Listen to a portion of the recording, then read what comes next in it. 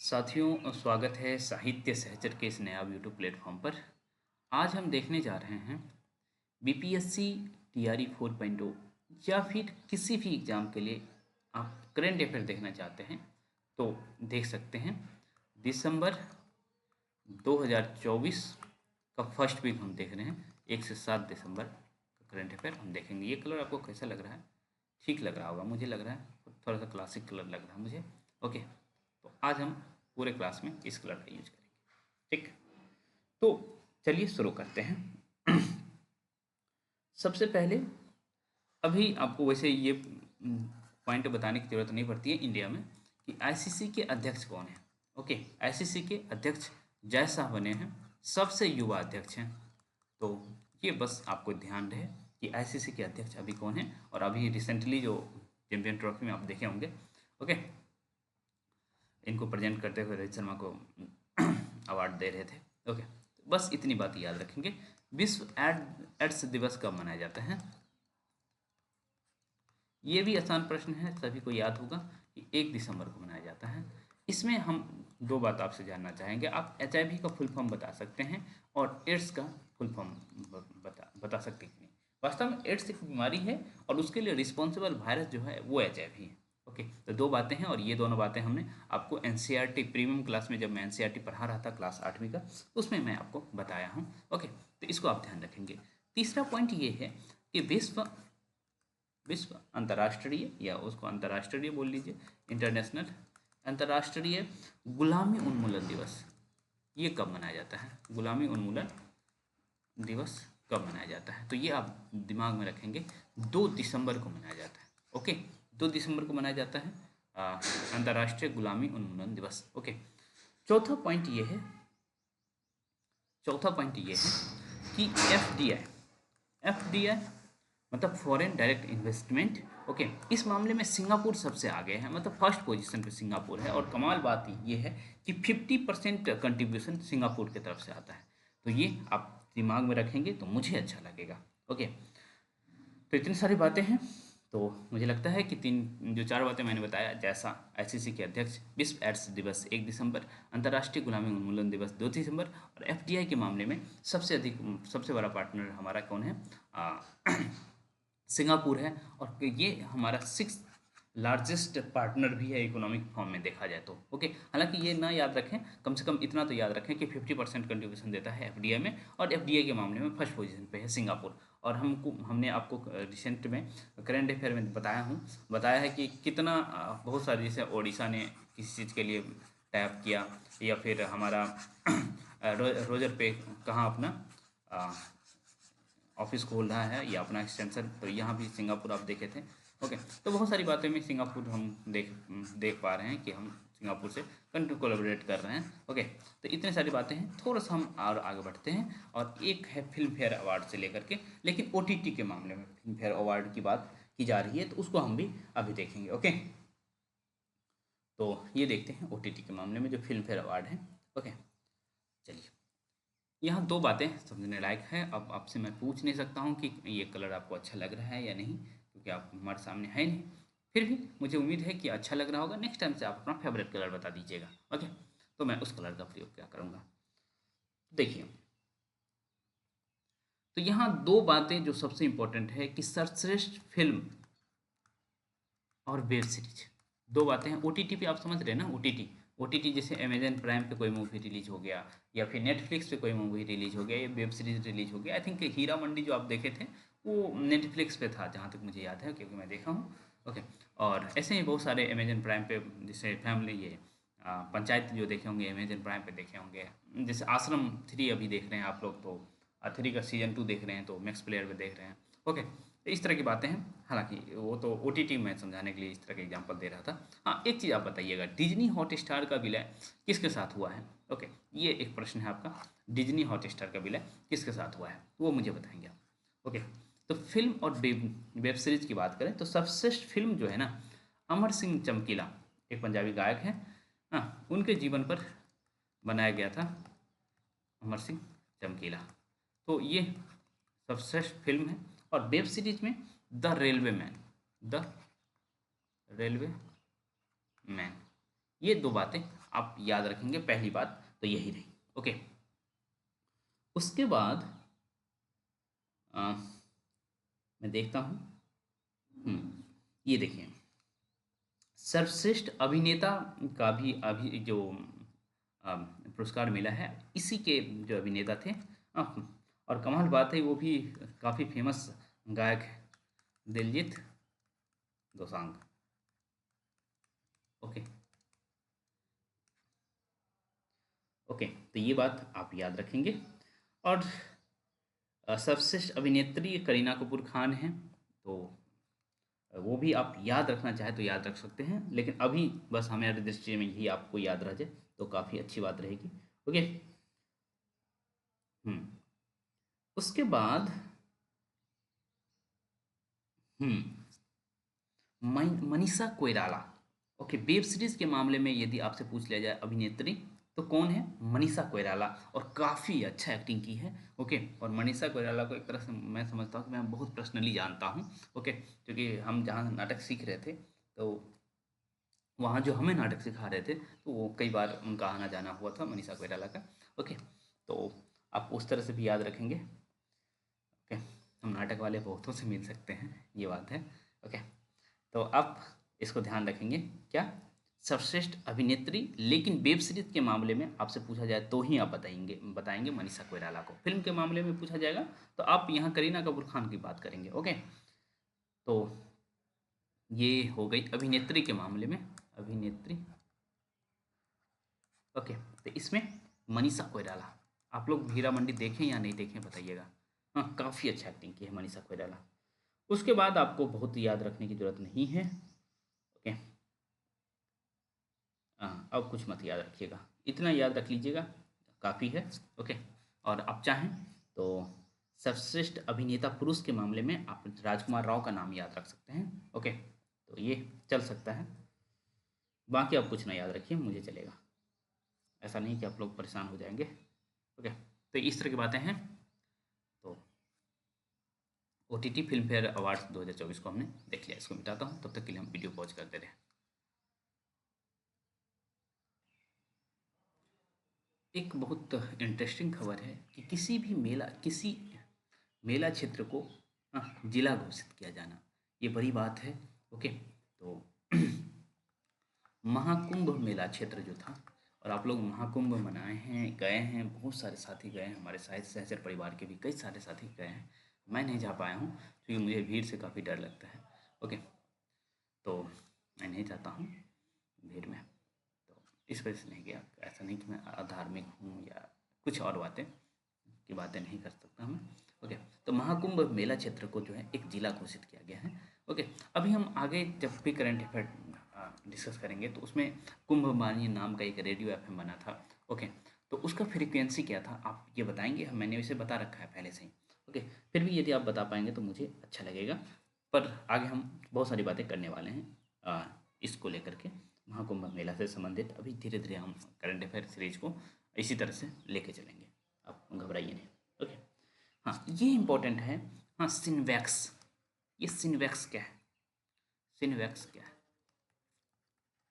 सिनवैक्स अभ्यास है। ओके,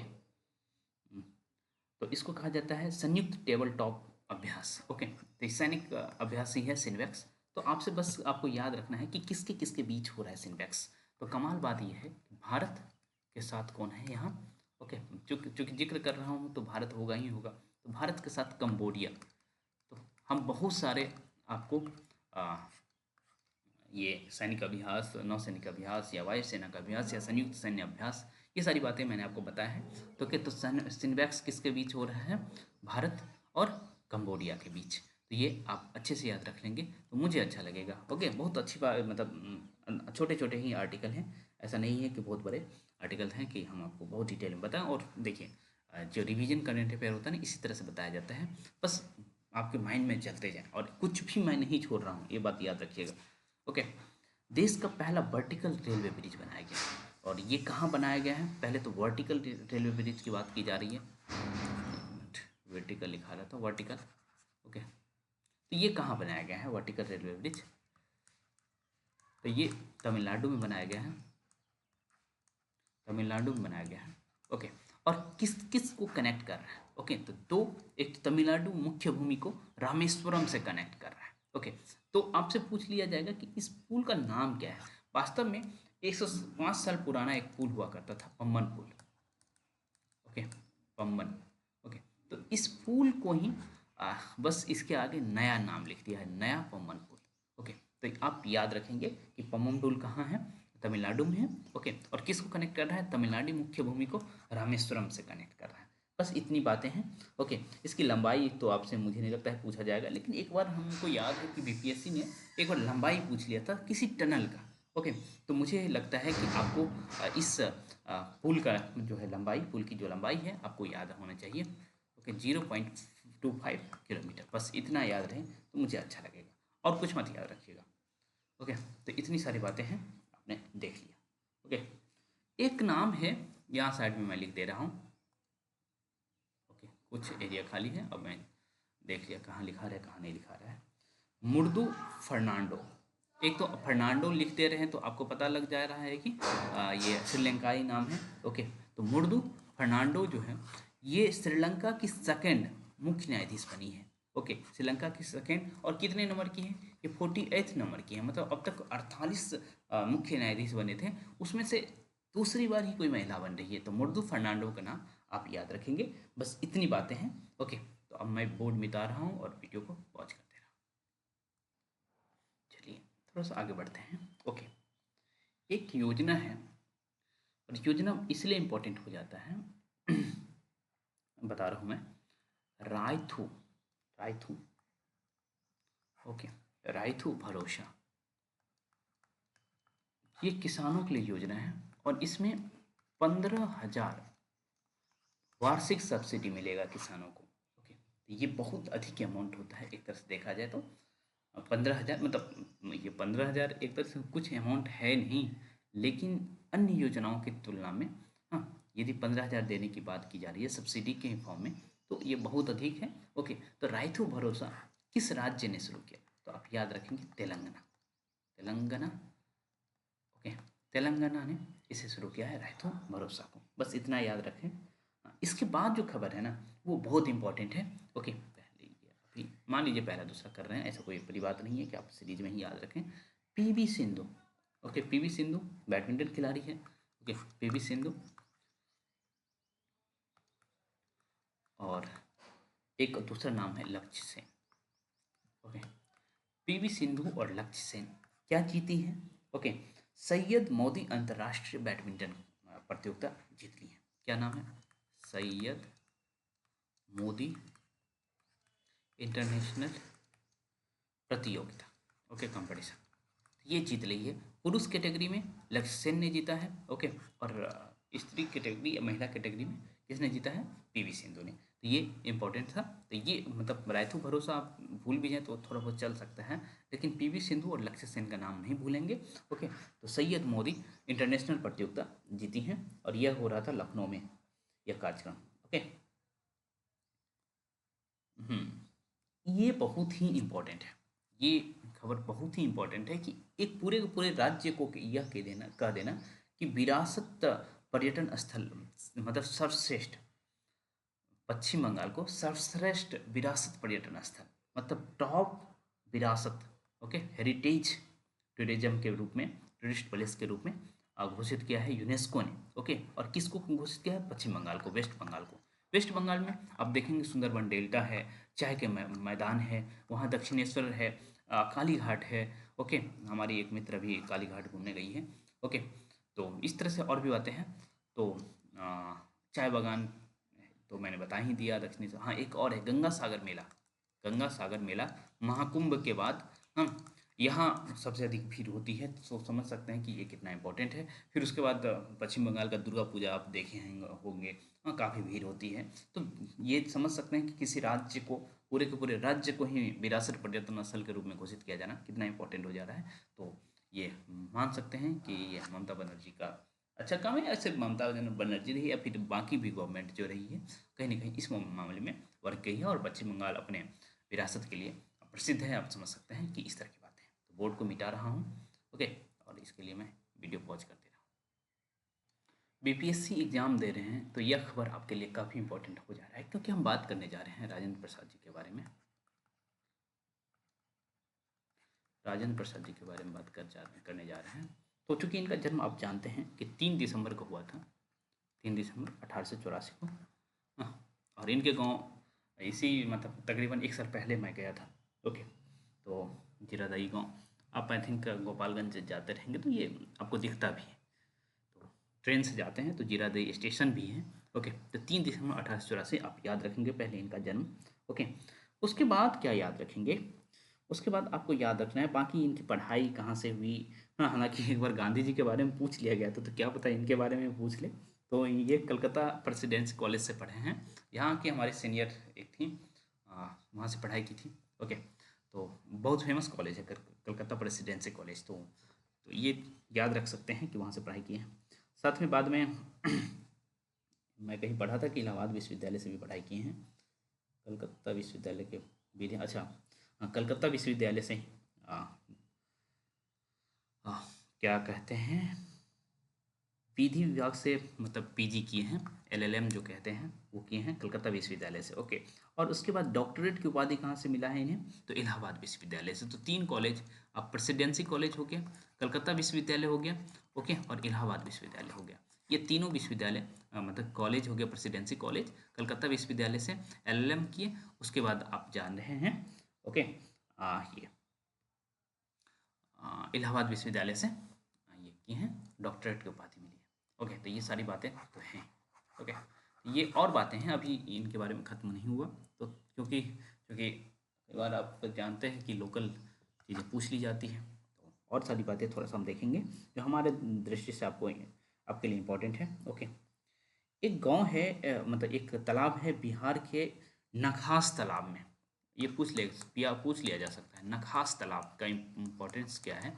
हाँ, गांधी जी जब नमक कानून तोड़ रहे थे तो बिहार में भी ये भी नमक कानून इस रूप में तोड़ रहे थे कि नखास तालाब के पास जा करके नमक कानून मतलब सिंबॉलिक नमक कानून तोड़ने का काम कर रहे थे ये। ओके, उसके बाद कहा जाता है कि 1911 ईस्वी में, ओके, 1911 ईस्वी में भारतीय राष्ट्रीय कांग्रेस का जो सम्मेलन कहाँ हो रहा था आप बताएंगे, कलकत्ता में। ओके, तो आधिकारिक रूप से यहीं कांग्रेस में शामिल हुए थे वो 1911 में। उसके बाद 1934 ईस्वी में भारतीय राष्ट्रीय कांग्रेस का आ, एक अधिवेशन हो रहा था कहाँ, बम्बई में।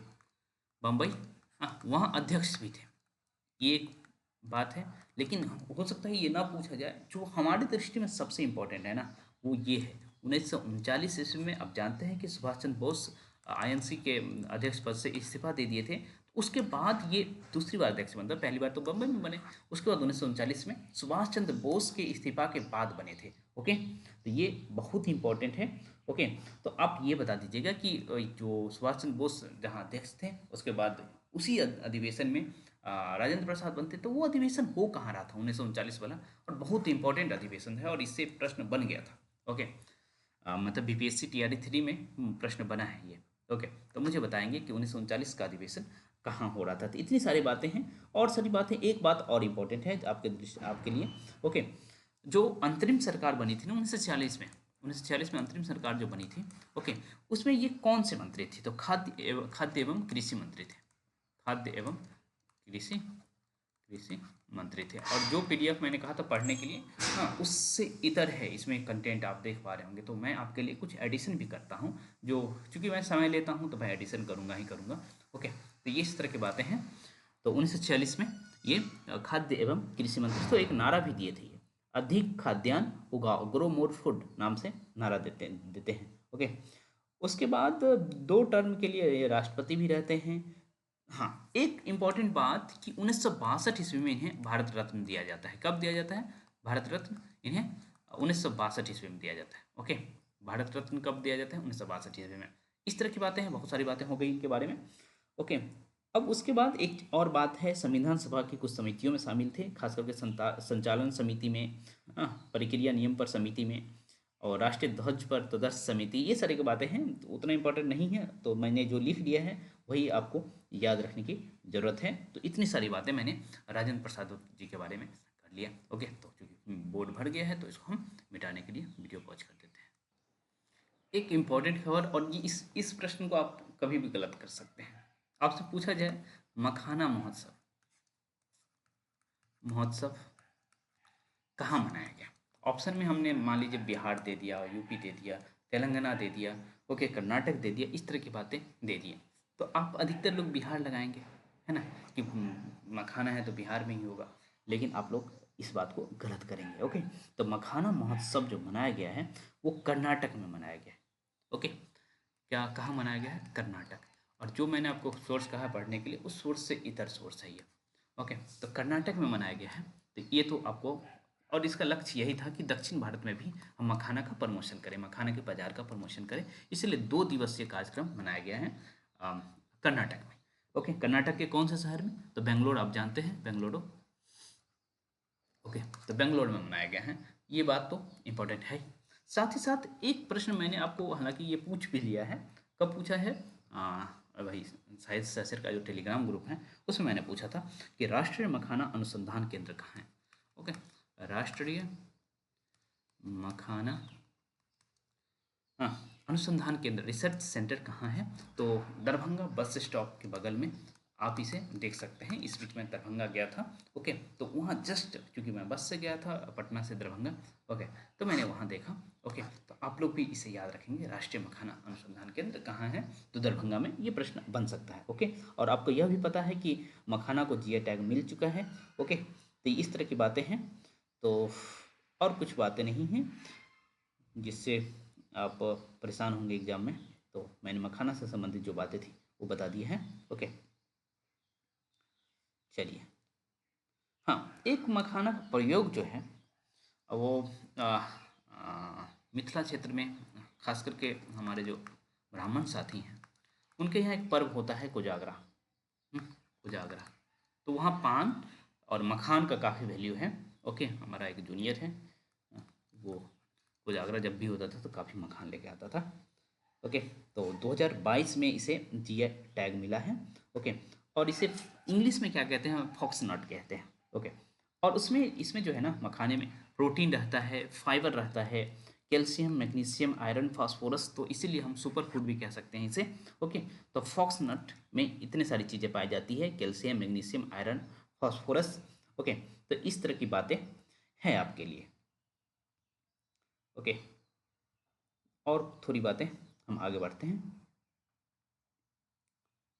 एक चीज़ हम देखे हैं, हाँ, पटना में सुपर स्पेशलिटी आई हॉस्पिटल कहाँ बनाया गया है? ओके, तो ये आईजीएमएस में बनाया गया है। ओके, तो ये भी बात आप चाहें तो याद रख सकते हैं। और ये इसमें आई थिंक जब हम इसको फॉलो कर रहे थे, इस न्यूज़ को, जब ये घटना हो रहा था तो उसी समय इस चीज़ को फॉलो कर रहा था मैं।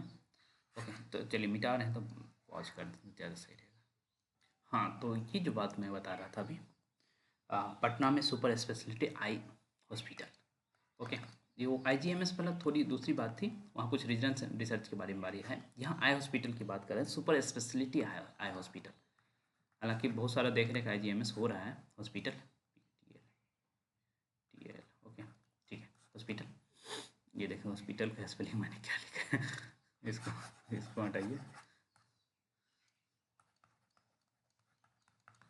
ओके, तो ये eye hospital, super speciality eye hospital कहाँ बनाया जा रहा है? तो पटना के कंकर बाग में, कंकर बाग में बनाया जा रहा है। ये तो चलिए ठीक है, लेकिन आपसे पूछा जाएगा कि किसके हेल्प, मतलब किसका हेल्प ले रहे हैं हम। ओके, तो एक न्यूज, मतलब एक आई से संबंधित हॉस्पिटल है एक तरह से। ओके, फेडरेशन है, उसका नाम है शंकर आई। क्या नाम है? Shankar eye federation foundation of India. Okay, Shankar eye foundation of India. Okay, तो ये कोयम्बटूर में है, तो ये आप ध्यान में रखेंगे। ओके, इसके साथ हम इसका हेल्प लेकर के काम करने जा रहे हैं। ओके, महिला कबड्डी विश्व कप कहाँ हुआ है? बिहार के राजगीर स्पोर्ट्स अकेडमी में हुआ है। तो ये आप ध्यान में रखेंगे ना, महिला कबड्डी विश्व कप, महिला कबड्डी विश्व कप कहाँ हुआ है? तो रोजगार थी उस, ऐसे भी एक चीज़ आप याद रखेंगे, उसमें हॉकी भी हुआ है ना राजगीर वाले में। हाँ, तो ये अभी याद रखिएगा। ओके, महिला कबड्डी विश्व कप 14 देश भाग लिया था, जिसमें भारत, चीन, जापान, दक्षिण Korea, Nepal, Pakistan, Indonesia, Sri Lanka, Thailand, Poland, Argentina, दक्षिण अफ्रीका, ये सारे देश थे। तो इतना इंपॉर्टेंट नहीं है, बस 14 देश भाग ले रहे हैं, ये बुरी बात है। राजगीर स्पोर्ट्स अकादमी अपने बिहार में ही है ना, तो उसको आप ध्यान में रखेंगे तो आपको अच्छा लगेगा। ओके, तो इस तरह की बातें हैं, हमने बिहार स्पेशल भी कुछ ऐड कर लिया, आपके लिए इम्पोर्टेंट था। ओके, तो मैं चाहता हूँ कि आपकी तैयारी जो है 100% अच्छे से हो, कि ऐसा ना हो कि आप लोग को कुछ गड़बड़ करके आ जाए एग्ज़ाम में।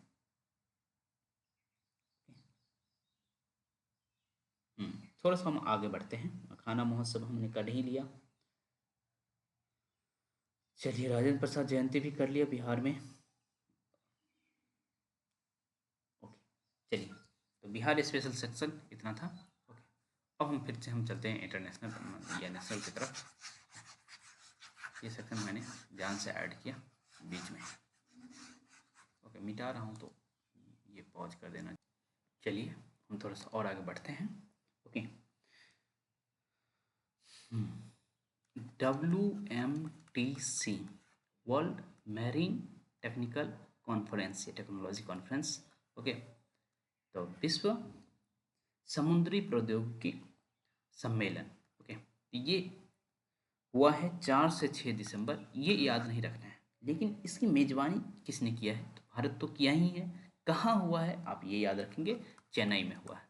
ओके, चेन्नई में हुआ है WMTC, बस इतनी बात याद रखना है। वही है कि हम जो समुद्र में परिवहन या फिर जितनी सारी चीज़ें हैं समुद्र में, उसके लिए हम जो भी बातें सोच सकते हैं, चाहे टेक्नोलॉजी के स्तर पर या और भी किसी अवसर पर, तो वो चीज़ है। चाहे व्यापार की दृष्टि से देखें, सांस्कृतिक समृद्धि से देखें, ये सारी बातें हैं। ओके, तो ये हो गया WMTC। ओके, उसके बाद ये बहुत इंपॉर्टेंट खबर बन सकता है जो कि खेल से संबंधित है। तो एक होता है शास्त्रीय शतरंज में,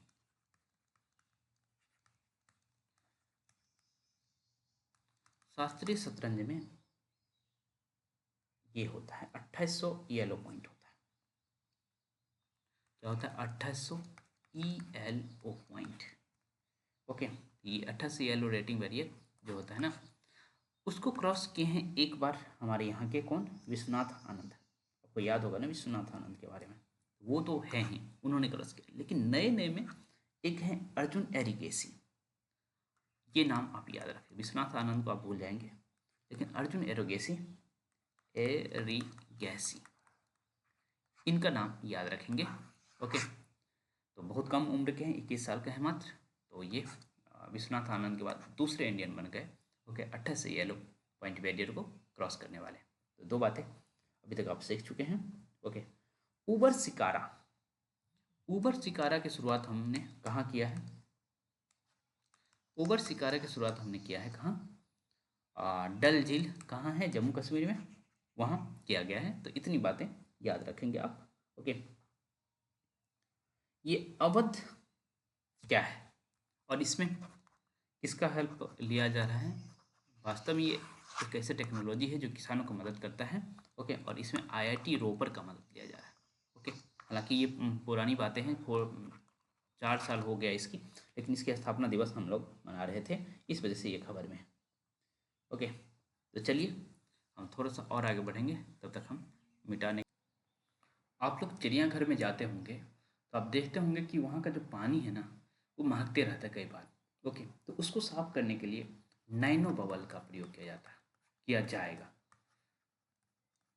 नैनो बबल टेक्निक का प्रयोग किया जाएगा। बस इतनी बातें याद रख लीजिएगा तो आपको अच्छा लगेगा।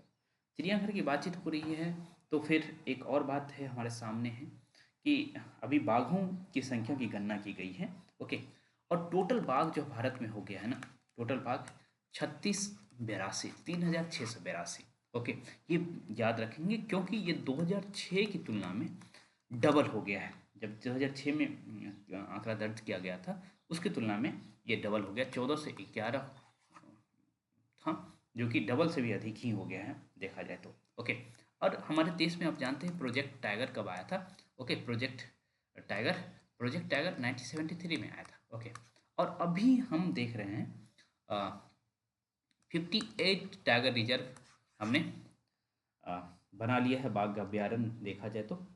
ओके, और इसमें 58 नंबर का कौन सा है आपको बताना है। बाघ अभ्यारण्य हमने बनाया है 58 नंबर का, कौन से जिला में, शिवपुरी में, एमपी में है। इतना मैं बता दिया, तो अब आप हमको बता देंगे नाम, चूँकि इसी बीच में बना है और मैंने डिस्कस भी किया था, तो मुझे आप उसका नाम जरूर बताएंगे। मैंने कह दिया शिवपुरी डिस्ट्रिक्ट में है, इतना तो बहुत है आपके लिए। ओके, और शिवपुरी कहाँ है, मध्य प्रदेश में। मध्य प्रदेश को हम टाइगर स्टेट के रूप में जानते हैं, क्योंकि वहाँ सबसे अधिक टाइगर है। ओके, तो इतनी सारी बातें हैं, और मिटा रहा था मैं, फिर भी नहीं उसको पॉज किया हूँ। ओके, उसके बाद और एक नर्स हैं, क्या नाम है, मारिया विक्टोरिया जुआन। मारिया विक्टोरिया विक्टोरिया जुआन। ये इम्पोर्टेंट इसीलिए है क्योंकि इस तरह के जो सेवा करने वाले लोग होते हैं, ये एक नर्स हैं, और इन्हें एक प्राइज़ दिया गया है जिसका नाम है Aster guardians global nursing award. Aster Aster guardians guardians global nursing award. Okay, तो ये किसको दिया गया है, मारिया विक्टोरिया जुआन को दिया गया है। ओके, ये इंपॉर्टेंट हो गया। चीन द्वारा अंटार्कटिका में पहला वायुमंडलीय निगरानी केंद्र खोला गया, कहाँ, तो अंटार्कटिका में। ये बात हो गया ना, तो ये इंपॉर्टेंट उतना नहीं है, ठीक है। हाँ, भारतीय नौसेना दिवस कब मनाया जाता है। एड्स दिवस हमने 1 को मनाया था, 2 को अंतर्राष्ट्रीय गुलामी उन्मूलन दिवस मनाया था, और 4 को हम देख पा रहे हैं कि भारतीय नौसेना दिवस मना रहे हैं। तो ये बात आपके दिमाग में रहना चाहिए। ओके, जैसे मुख्यमंत्री बने हैं देवेंद्र फडणवीस। ओके, अभी कई सारे मुख्यमंत्री नए बने हैं, वो भी याद रखना है। मुख्यमंत्री देवेंद्र फडणवीस कहाँ के बने होंगे, आपको पता है कि महाराष्ट्र के मुख्यमंत्री बने हैं, तो ये उतना इम्पोर्टेंट है नहीं, तो नॉर्मल बातें हैं, है ना। तो चलिए थोड़ा सा पॉज कर लेते हैं। चलिए थोड़ा सा आगे बढ़ते हैं। एक है ई माप पोर्टल, माप, ई माप पोर्टल। ये किससे संबंधित है, माप है तो आपको पता लग गया होगा कि व्यापार से संबंधित है। तो भारत सरकार निष्पक्ष व्यापार को बढ़ावा देने के लिए ई माप पोर्टल लॉन्च किया ना, बस इतना इंपॉर्टेंट है, बहुत ज़्यादा इंपॉर्टेंट है। हाँ, ये न्यूज इंपॉर्टेंट, नोवा, NOVA, नोवा, NOVA। ओके, ये वास्तव में अमेजन द्वारा, अमेजन आप जान रहे हैं ना,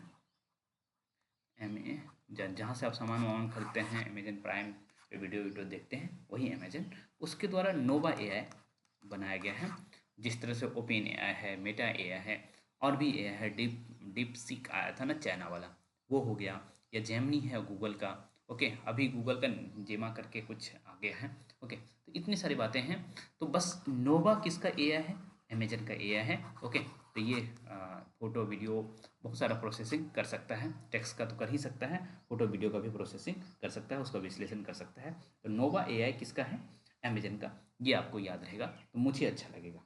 ओके, PM सूर्य घर बिजली योजना कब शुरू की गई है, तो आपको याद है कि फरवरी 2024 में। ओके, और जब हम फरवरी की में ही बात किए थे, अभी मार्च चल रहा है ना, फरवरी में ही हमने इसका वर्षगांठ मनाया था। हालांकि ये दिसंबर का वीडियो है, तो इसमें बहुत ज़्यादा बातचीत नहीं करेंगे। ओके, उसके बाद हाँ, ये इम्पोर्टेंट है, ये मैं लिख रहा हूँ, PMG, उसके बाद दिशा लिखा है, DISH। ओके, ये इसका काम क्या है, तो प्रधानमंत्री ग्रामीण डिजिटल साक्षरता के बारे में बात की जा रही है। ओके, प्रधानमंत्री ग्रामीण डिजिटल साक्षरता अभियान है ये। ओके, तो इसका लक्ष्य जो भी रहा हो, ओके, लेकिन आप बस इतना, PMG दिशा का काम क्या है, तो ग्रामीण क्षेत्रों में डिजिटल साक्षरता की बात है। ओके, तो इतनी बात याद रखेंगे, बाकी सारे 6 करोड़ लोग, 6 पॉइंट कुछ करोड़ लोग इससे साक्षर हुए हैं, तो ये अलग मसला है। ओके, तो इस तरह की बातें हैं। ओके, थोड़ा सा हम आगे बढ़ेंगे, और इसको मिटा रहे हैं, तब तक हम पॉज कर देते हैं। चलिए थोड़ा सा आगे बढ़ते हैं और देखते हैं। अंतर्राष्ट्रीय सहयोग के लिए JCC की स्थापना भारत और, JCC का मतलब यहाँ है ज्वाइंट कोऑपरेशन कमीशन, संयुक्त सहयोग आयोग, हिंदी में लिख दूँ, संयुक्त सहयोग आयोग। Okay, joint cooperation commission. Okay, तो इसकी स्थापना भारत के साथ कौन सा देश ने किया है? भारत प्लस कुवैत दोनों ने मिलकर किया है। ओके, तो ये बात आपको याद रहे तो अच्छा लगेगा मुझे। यह प्रश्न बन सकता है कि अफ्रीकी देश नामीबिया, नामीबिया की राष्ट्रपति बनी है कौन? नेटुम्बो, नेटुम्बो, नेटुम्बो नंदी नदैत नदैतवा नाम है, नेटम्बो नंदी नदैतवा। ओके, ये नाम है। तो ये नामीबिया की पहली महिला राष्ट्रपति बनी है। ओके, तो नामीबिया में आप समझ सकते हैं महिला राष्ट्रपति बनना बहुत बड़ी बात है। ओके, तो इनका नाम याद रखिएगा, नेटम्बो नंदी नदैतवा, नदैतवा। ओके, हाँ, एक और इम्पॉर्टेंट है अन्य चक्र, अन्य चक्र ना याद रखेंगे, लेकिन स्कैन पोर्टल, स्कैन पोर्टल किससे संबंधित है? तो स्कैन पोर्टल पीडीएस से संबंधित है। पीडीएस आप समझते हैं, ओके, सार्वजनिक वितरण प्रणाली, पब्लिक डिस्ट्रीब्यूशन सिस्टम जो है, और खास करके इसमें आप जानते हैं कि अन्न जो होता है, चावल गेहूँ इत्यादि बांटा जाता है। तो स्कैन पोर्टल उसी से संबंधित है और इसका काम यही है कि राष्ट्रीय खाद्य सुरक्षा अधिनियम के लिए सब्सिडी दावा आवेदन पोर्टल है ये स्कैन पोर्टल। ओके, ये आपको याद रहेगा। अन्य चक्र जो है चल सकता है, कोई दिक्कत नहीं है, ये आपको याद रहे ना रहे उसे चलेगा, लेकिन स्कैन पोर्टल मुझे लगता है आपको याद होना चाहिए। ओके, उसके बाद हम इसको मिटा लेते हैं, तब तक पॉज कर देते हैं। एक पुरस्कार होता है टर्नर पुरस्कार, बहुत फेमस पुरस्कार है ये। ओके, टर्नर पुरस्कार, और ये किसे दिया गया है? जसलीन कौर को दिया गया है, जसलीन कौर, इसको दिया गया है। और वास्तव में आप सोच रहे होंगे कि ये इंडिया की है, तो भारतीय मूल की आप कह सकते हैं, लेकिन ये स्कॉटलैंड की है, स्कॉटलैंड के ग्लासगो की रहने वाली है ये जसलीन कौर। ओके, तो इन्हें एक दिन की एक प्रदर्शनी है जिसमें इन्होंने ALTER अल्टर अल्तार, ओके, जिसमें संगीत का, ध्वनि का और मूर्ति कला सभी का समावेशन एक साथ की थी। ओके, तो टर्नर पुरस्कार किसको दिया गया है? जसलीन कौर को, आप इसे याद रखेंगे। दुनिया का सबसे खराब एयरलाइंस में इंडिगो का नाम है, इंडिगो वाले पीछे न पड़ जाए हमारे। ओके, थोड़ा सा और आगे बढ़ते हैं। RBI मौद्रिक नीति दिसंबर 2024 के अनुसार, अभी हालांकि ये अपडेट हो सकता है, जब आपका एग्जाम आएगा ना तो ये अपडेट होएगा, तो इस पर ज़्यादा फोकस मत करिए। फिर भी यदि CRR देखें, CRR जो नगद आरक्षित अनुपात होता है वो 4% रखने की बातचीत की गई है। ओके, पहले 4.5 हुआ करता था, और रेपो रेट अभी भी उतना ही है। ओके, जो रेपो रेट है RR वो 6.5% है। तो ये दो बातें याद रखेंगे। हाँ, आप अभी बताइए RBI के गवर्नर कौन है? अभी आप जब वीडियो देख रहे हैं उस समय RBI के गवर्नर कौन है? जब दिसंबर की बात की जाए उस समय तो शक्तिकांत दास हुआ करते थे, लेकिन अभी बदल गए हैं, तो हमें बताएंगे। मैं आपको बता रखा हूँ, इसीलिए मैं आपसे पूछ रहा हूँ। ओके, एक है Drishti ten starline, Drishti ten DRISH, Drishti ten starliner surveillance drone. ये किसने बनाया है? मतलब भारतीय सेना को, भारतीय नौसेना को यह किसने दिया है? ओके, तो अडानी डिफेंस द्वारा दिया गया है दृष्टिटेन, किसको? भारतीय नौसेना को। ओके, तो ये इतनी बातें हैं। तो थोड़ा सा और मैं देख सकता हूँ। हाँ, भारत ने 5वां जूनियर हॉकी विश्व कप जीता है। ओके, और तो हराया किसको है? हराया है पाकिस्तान को, जहाँ अभी आप देखे हैं कि एक ट्रेन ही हाईजैक हो गया। ओके, तो अब इतनी बातें याद रख लेंगे तो मुझे अच्छा लगेगा। ओके, विश्व मृदा दिवस, मतलब मिट्टी दिवस मनाया जाता है 5 दिसंबर को, इतनी बातें याद रख लेंगे तो चलेगा। तो 5 दिसंबर को विश्व मृदा दिवस मनाया जाता है। तो अब मिटा रहा हूँ, तो पॉज कर देता हूँ। मैं समझ रहा हूँ कि वीडियो लंबा हो रहा है, लेकिन जब 7 दिन का आप एक ही दिन में पढ़ेंगे तो वीडियो लंबा तो होगा ही होगा। और मैं एक भी बात ऐसा नहीं किया हूँ कि जो आपको थोड़ा सा भी लगे कि डिस्टर्ब करेगा। मैं जानता हूँ कि आप लोगों का समय ज़्यादा इंपॉर्टेंट है। ओके, ये खबर बहुत इंपॉर्टेंट है। UPI लाइट आपने यूज किया है क्या? UPI लाइट, LIT, जो भी गूगल पे या जो भी आप यूज करते होंगे वहाँ UPI लाइट का ऑप्शन आता था। ओके, तो अपने UPI वॉलेट में आप पहले जो है 2000 रुपया रख सकते थे, और मैक्सिमम एक टाइम में 500 रुपये भेज सकते थे। लेकिन अब क्या हुआ कि अब ये चेंज हो गया, अब ये 2000 की जगह 5000 हो गया, जो कि याद रखेंगे आप और ये 500 की जगह 1000 हो गया। ओके, दो बातें हैं। तो यूपीआई वॉलेट में आप कितना रख सकते हैं, 500 रुपये रख सकते, सॉरी 5000 रख सकते हैं, और एक टाइम में आप 1000 रुपये तक भेज सकते हैं। पहले ये लिमिट इस तरह का था। ओके, तो बहुत जल्दी ही लॉन्च किया गया है, बहुत बात की मतलब पहले की बात नहीं है। नवंबर 2024 में इसे लॉन्च किया गया था, और ये देख पा रहे हैं नवंबर में लॉन्च किया गया था, अक्टूबर में लॉन्च किया गया था, अक्टूबर में लॉन्च किया गया था, माफ़ करिएगा मुझे। ओके, अक्टूबर में लॉन्च किया गया था और हम दिसंबर की खबर देख रहे हैं। तो 5000 रख सकते हैं और 1000 आप एक बार में भेज सकते हैं। ओके, इसमें इंटरनेट और इवेंट पिन भी नहीं देना पड़ता है, आराम से भेज सकते हैं। ये अच्छी बात है, कई बार हमें बहुत जल्दीबाजी रहती है, ये कर सकते हैं। ओके, तो ये बातें हैं। थोड़ा सा और आगे बढ़ते हैं। ओके, हाँ, नेब्रास्का ये याद रखेंगे, हालांकि उतना इम्पोर्टेंट मुझे उतना लग नहीं रहा है, फिर भी नेब्रास्का द्वारा 6 दिसंबर को महात्मा गांधी स्मृति दिवस मनाने की घोषणा की गई। ओके, बस इतनी बारी बात है, याद रखना चाहे तो याद रख सकते हैं। हाँ, अंतर्राष्ट्रीय चीता दिवस 4 दिसंबर को मनाया जाता है, ये भी याद रखेंगे। ओके, 4 दिसंबर को मनाया जाता है। एक मतलब थोड़ा सा अलग खबर ये है कि दुनिया की सबसे बुजुर्ग जंगली पक्षी, जिसका उम्र कितना है, जिसकी उम्र है 44 साल। ओके, और नाम क्या है, विजडम। विजडम, हाँ, वास्तव में ये एक है लेसन अल्बाट्रॉस। मतलब ये पक्षी का क्या है, ये नाम तो है लेकिन इसका नाम है लेसन अल्बाट्रॉस। मतलब जैसे कबूतर कह ले, एक कबूतर का नाम दे दिए, है ना, वैसे ही विजडम नाम है, और लेसन अल्बाट्रॉस कैटेगरी का है, अल्बाट्रॉस कैटेगरी का। तो ये अंडा दी है। ओके, तो इतनी 74 साल की उम्र है, तो बहुत बड़ी उम्र होती है ये। ओके, तो इस तरह से हमने देख लिया कि बहुत सारे करंट अफेयर देखे हैं, जिसमें हमने बिहार के करंट अफेयर को भी ऐड कर लिया।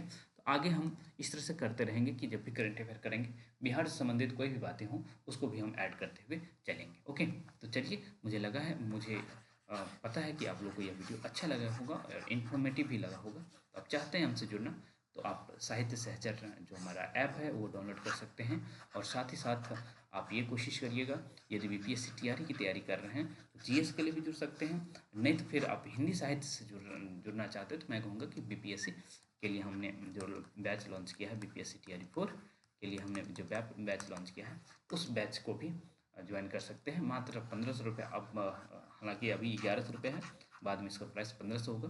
ओके, तो आप जब देखेंगे, जब खरीदेंगे, उस अनुसार आप डिसाइड कर लीजिएगा। मैं तो चाहूँगा कि आप जल्दी खरीद लीजिए। खैर, आपको जैसी ज़रूरत पड़े, मैं बहुत ज़्यादा प्रेशर नहीं डालता हूँ कि जुड़ना ही जुड़ना है, और इसलिए मैं बहुत ज़्यादा बातचीत भी नहीं करता हूँ। ओके, तो चलिए वीडियो पॉज करते हैं और मिलते हैं हम किसी और वीडियो में। आज क्लासेस भी हैं, तो क्लास में भी मिलेंगे आपसे। ओके।